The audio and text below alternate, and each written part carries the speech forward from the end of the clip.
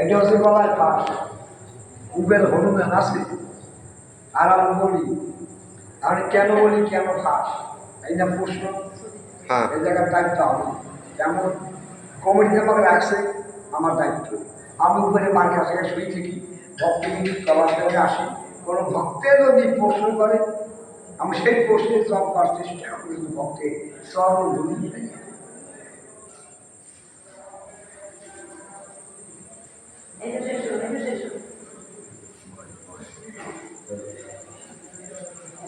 আমার এই ভক্তের কাছে আমি পাতাপুরীর কাহিনী এটা তুলে ধরছি। আমার নাম নিত্য বর্মন, আমাদের বাড়ি কদমবাড়ি নিলিপার। জয় শ্রীরাম।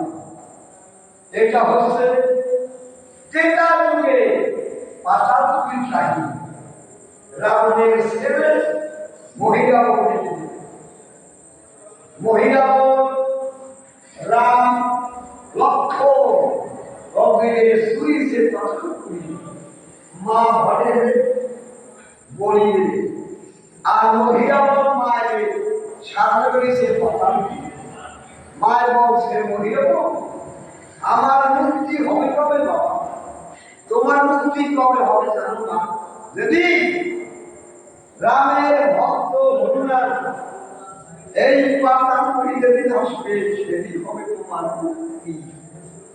আর ওই রাজা বাড়ির দুই ফুল মারিলেন, ওরা একটু খুঁজে জল মাইতে পড়ছে, আস্তে আস্তে হাঁটে আর বড়াবড়ি করে। দেখি দুটি যুবক ছেলে, একটি ছেলে বর্ণ আর একটা ছেলে কালো। তারপর পাতাপুরী নিয়ে কারাগার অন্ধকারে মুখের পাশা চাপ হয়েছে। দিদি জুতিতে হয়ে গেছে। এইটা বড়াবড়ি করে উলি করে হলো বসা।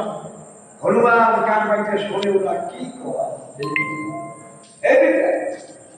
ওই যে ঝুলকে উঠি রাজা বাড়ির দায়িত্ব, ওই উনি ঘুরে দিয়া ও কয় তোরা কি করছ?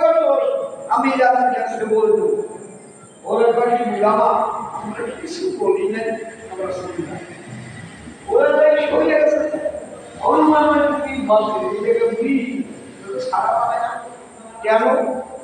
আমার এই ভুল কথা আরো গোপন তত্ত্ব কথা আরো শুনতে পারতাম, ওর কারণে আমি শুনতে পারি না।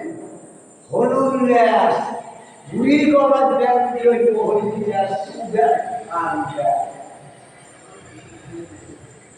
বুড়ি কয় বাবা আমার আর শুনবেশ না, আমারে মারিস না, আমারে সাইকে দে বাবা, তোর কোনো জায়গা পাথর খুবই পাশা চাপা হয়েছে।